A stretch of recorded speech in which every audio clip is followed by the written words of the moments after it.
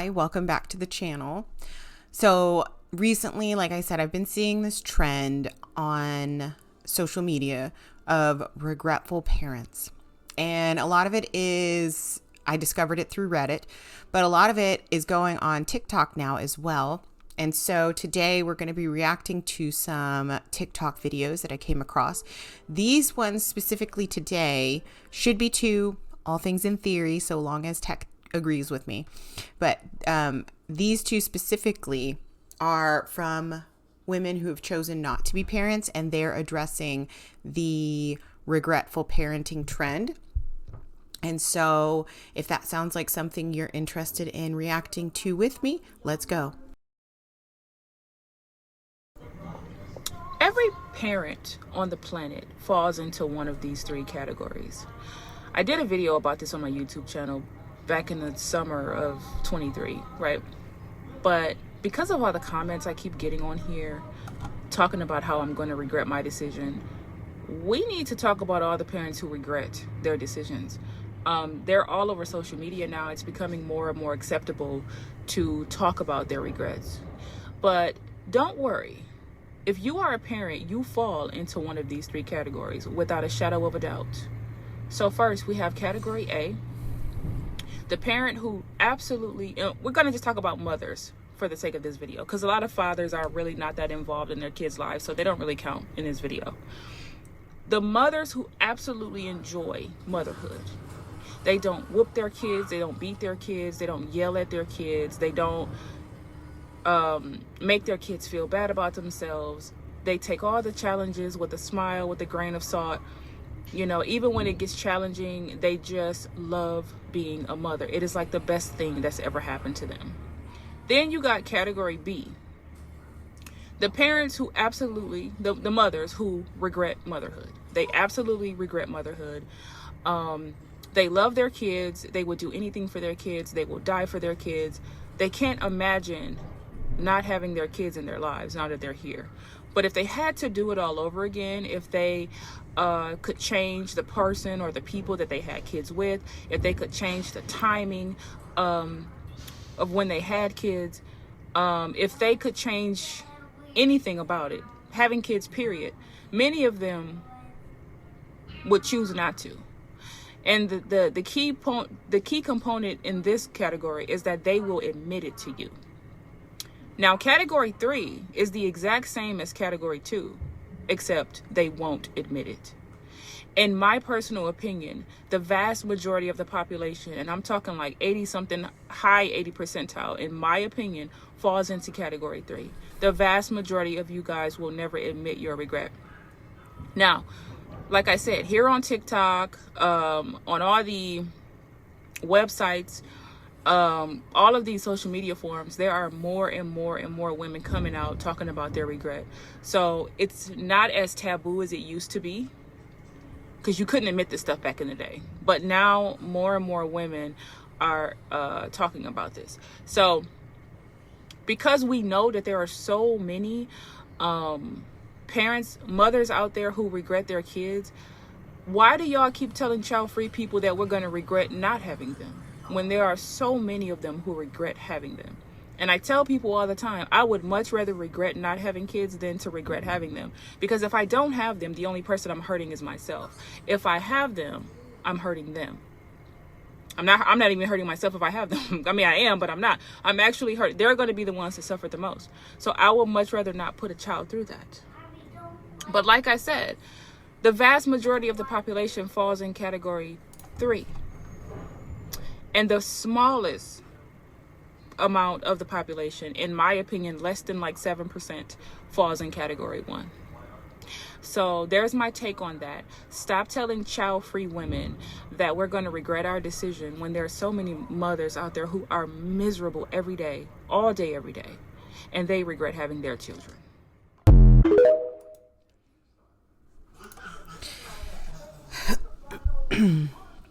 So this video makes me so mad. So first of all, like, this idea that we need to comment on everybody else's experiences, I think it's something that we need to reel it back on. I know that social media encourages it, and I'm here reacting to her experience. But at the same time, I think she is very wrong in so many ways in her thinking about being a mom, what regretful parenting is, the problem with this whole idea of regretful parenting, and her thoughts in general about what other people are experiencing. Her experience, that's hers for sure. Like, if her experience about fathers not being involved, I think that's an unfair assessment of a lot of the fathers that I know. And I know there are several fathers who are not involved, but not all fathers are not involved with their kids. So I think that that is an unfair assessment anyway. And then to try and pin us down into these three categories of you either really, really love motherhood, you hate it and you admit it, or you hate it and you don't admit it. Those are not the three categories. I think she is definitely missing out on a very, probably the biggest category, in that we didn't know how hard it was going to be. Like, I didn't go into motherhood knowing that it was going to be so challenging, but I also know that it has caused me to see the areas of me that I wanted to work on. It has caused me to see the areas of me where I was the weakest, where I was failing, truly failing in my compassion, truly failing in my patience, truly failing in my self-worth and my self-understanding. Like, I was missing these key components to becoming a fully formed human and taking responsibility for me and my emotions and understanding myself more deeply. And had I not had children, I don't know that I would have gotten there. But I also know that when I did have them and really experienced the hormone changes that come with that, the postpartum experiences, the just everyday challenges that come up with being involved with other humans. In this area, I'm responsible for these two humans that I have brought into this world. But in every relationship we have in our lives, no matter who that person is, if it's your spouse, if it's your sister, your mother, your father, your brothers, whatever, all relationships that we have in our lives have turmoil in them. There's no perfect relationship because we're all humans. And in the instance of becoming a mom, so often with the regretful parenting mindset, the struggles that I see them dealing with is that they are stuck in this mindset of requiring their children to be responsible for their emotions. So, like, for example, in my instance, when I was having the hardest time as a mom, so much of that struggle was coming from this idea that the people around me, i.e. my kids, were not being who I wanted them to be. The relationship didn't look the way I wanted it to look. And I was focusing on how that was impacting me and just me. I wasn't thinking about, well, how is the way I'm reacting to all of this impacting them? How is it impacting our relationship? And when I stopped thinking about motherhood as this requirement of other people and really started looking at it, okay, well, if motherhood is just solely the relationship that I have with my children, what starts to shift? What starts to change? How do I view it differently? How do I approach it differently? How do I interact with everything else that comes with being a human in this world? And when I started looking at it from that lens, when I started seeing, okay, I get to decide how I react to this thing. I get to decide if these to-dos and these things that are overwhelming me. Do I really need those things in my life? Is that something I'm going to keep? And if not, how do I either get rid of it completely? Do I outsource it, if you will? Do I ask for help here? Do I just let it go altogether? Like, all of these things that are impacting the way I feel about being a mom ultimately don't actually have anything to do with motherhood. The big pieces that have to do with motherhood are my kids and the relationship I have with them. And when I started asking myself, okay, in this instance, like specifically around the areas where it came to for example, the tantrums, how would I want someone to react to me if I'm having a tantrum over something? Because I don't know if I've said it on my channel or if I said it in one of the podcast episodes that I do with my friend, but I throw tantrums. I know I throw tantrums, and tantrums are always over something so dumb. It's always over something that when I can step back from the tantrum that I'm throwing, when they can step back from the tantrum that they're throwing and see how actually small and minuscule and it is not big picture, whatever, but it's over something so dumb. And so when I think about it that way, it's okay, how would I want my mom to react in this instance when I'm feeling this way? And when I started thinking about it from that perspective of how do I build our relationship here instead of tearing it down? How do I focus on the relationship here instead of tearing it down? How do I think about our relationship, my relationship with these two humans who I brought into this world and who I love so much? It's incomprehensible how much I love them and also how much they annoy me. Those two things, there's a dissonance that happens in our brains when we try to put those pieces together, because it is hard. There is so much beauty in motherhood that you have to dig for. You have to be looking for it. Otherwise, you're going to absolutely miss it.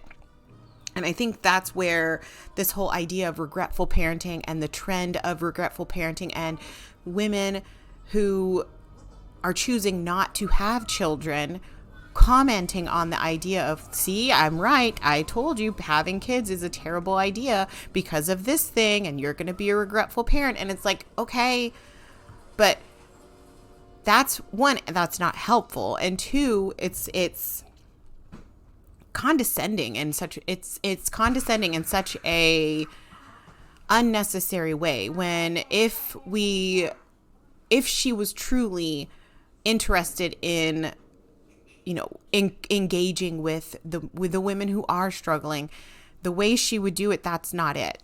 In my opinion, completely in my opinion, just as she said in her opinion, when she made up those numbers of percentages of women, she batched most of us. And if we were going by her assessment and by her opinionated 80% of women who have become mothers, I would fall into I think I would fall into category 2 now, but I used to probably fall into category 3.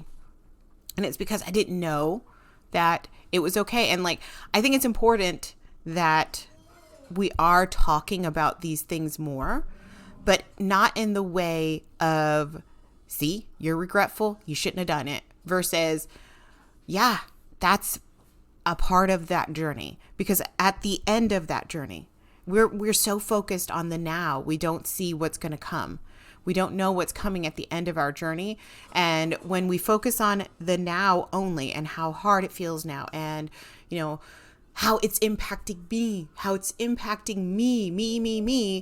of course I'm going to be miserable, because anytime I am so focused on how I'm feeling and how everything is impacting me versus how I get to decide what I want to impact me and how I want this to impact me, instead of taking that perspective of deciding what's going to impact me and what I am going to practice rethinking and practice being diligent about my thinking.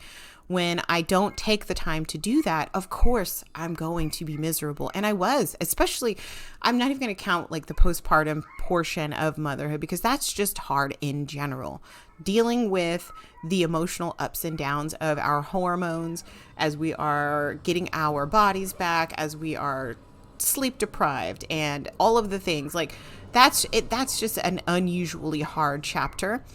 But then once things kind of start to balance out and we find our footing again and start thinking bigger picture again and stop being so in it, that's when things begin to shift. But if we stay small, if we stay focused on how things are negatively impacting us and not how we might be negatively impacting the things, i.e. the little tiny humans that we are surrounded by, if we don't take that time to really assess where our thinking is happening and what that thinking is impacting, then yeah, we stay miserable and we stay in category 3, as she said. But like I said, I think she's missing a huge category, and she probably will always miss that huge category because she doesn't understand what motherhood actually is, because she's chosen not to be a mom, and that's fine. That's her decision.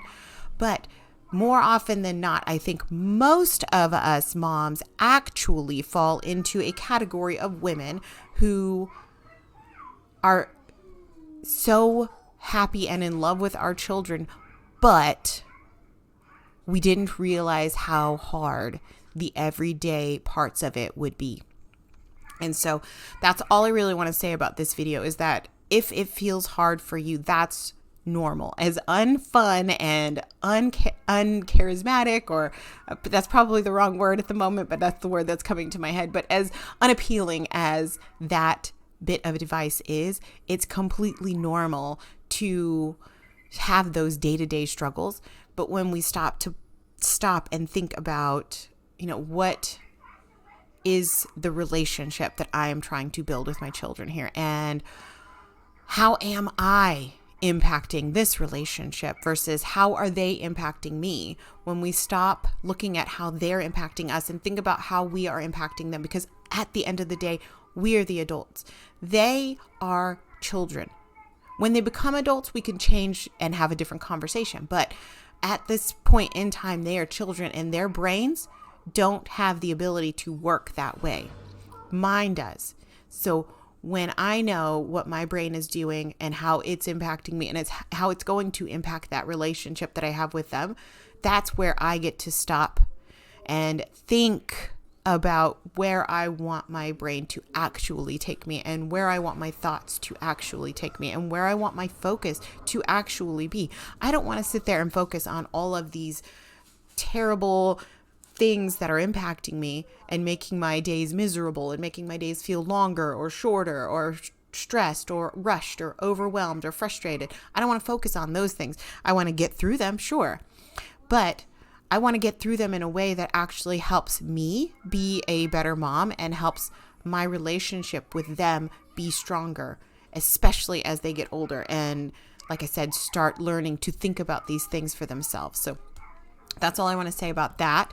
We're going to hop into our next video, which again is another woman who is not a mom, who is commenting on what she believes the regretful parenting movement is all about.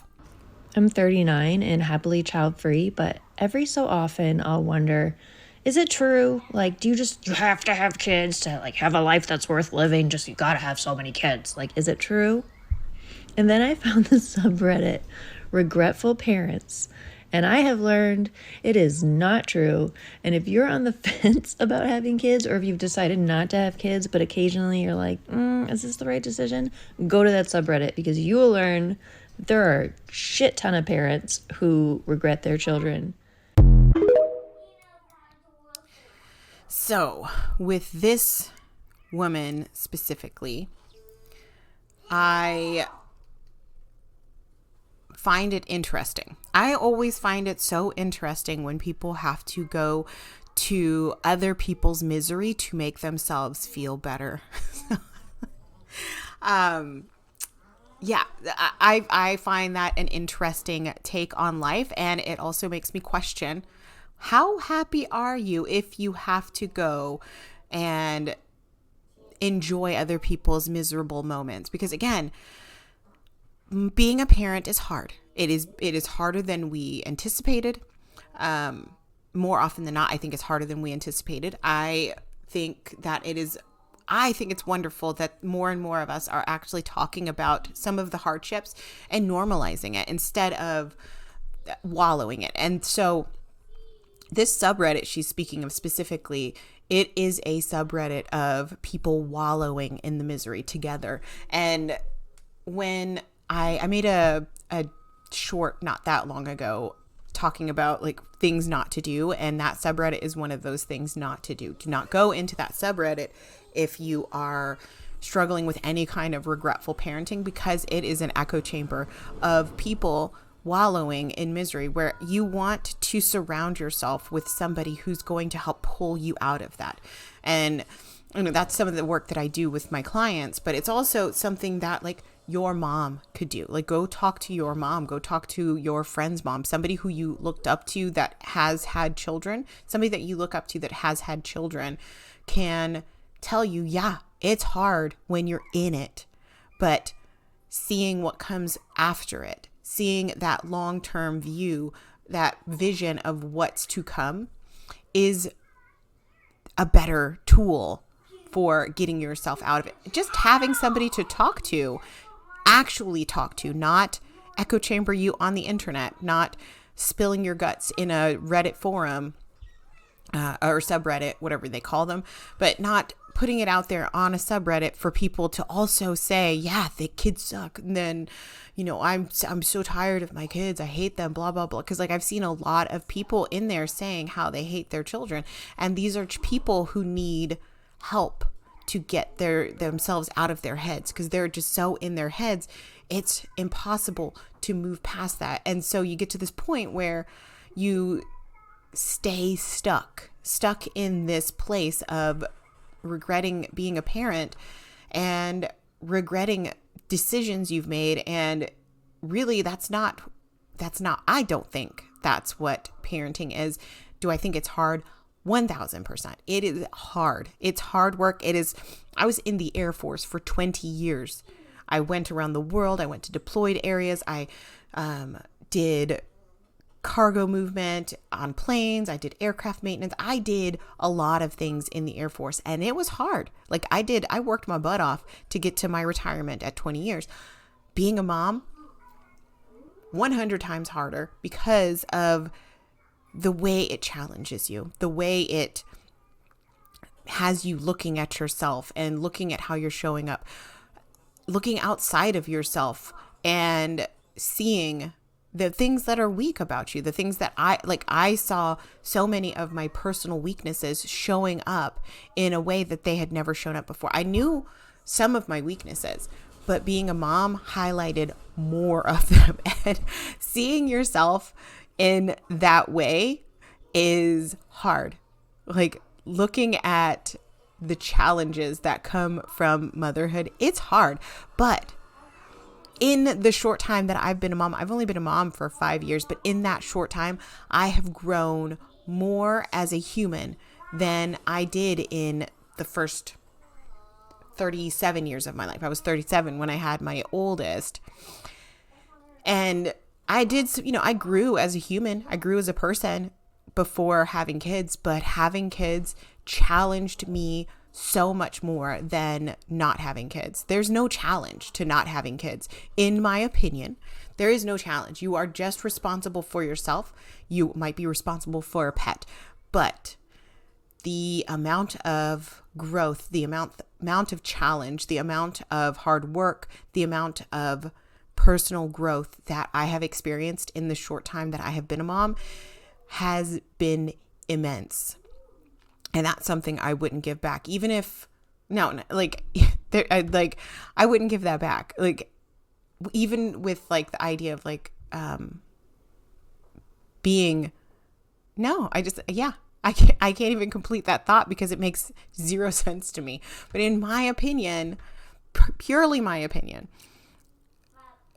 I am so grateful that I was able to have kids, go through the struggles, get to the other side of it, continue getting to the other side of it, because there's always a challenge. There's always a challenge when it comes to what we're going through, what phase of growth they're in as humans, what phase of development they're in as humans, and then, what it challenges me to do, how it challenges me to grow. Because again, not having children, no offense to any childless people, but not having children, that's pushing the easy button. And I am happy for you. But I will have grown and outgrown you tenfold because I chose to have kids and I chose to do the hard thing and do it from a place of, okay, this stinks sometimes. This really sucks sometimes, but I'm doing it anyway. I do the hard things, and I like that about me, and I like that about being a mom. I like that I get to build a relationship with my kids, and I like that I have that relationship to build with them. I like that it's not just me anymore. When I look back at what my life was like prior to having kids, like, it was empty. And this is not to say that the childless people out there who have chosen to remain child, this is not to say that their lives are empty at all. This is just me looking back at my life and looking at where I'm at now and looking at the amount of growth that I've had in myself. And prior to having my children, the things that I thought felt fulfilling at the time are silly now. And like, I don't get to do anything I want to do whenever I want to do it. And that's okay, because I've owned up. I've owned my decision. I've owned my choice. And I'm not going to look back and regret that I didn't get to, go to the club, or I don't know. I don't know what people do anymore. I have no idea what they do anymore. But like, that's what I used to do. I used to go to the clubs and, I go to the beach and sit on the beach. And like, I can look back and I can see the person I used to be and how that felt like I was fulfilling my life. But like, when I look at where I'm at now and I can see what I am creating at this moment, I will have something real to look back on that isn't empty feeling. I will have created something of value in raising them, and I will have created something in value in sharing my journey with you all. That's all I have for you today. I'll talk to you soon. Bye.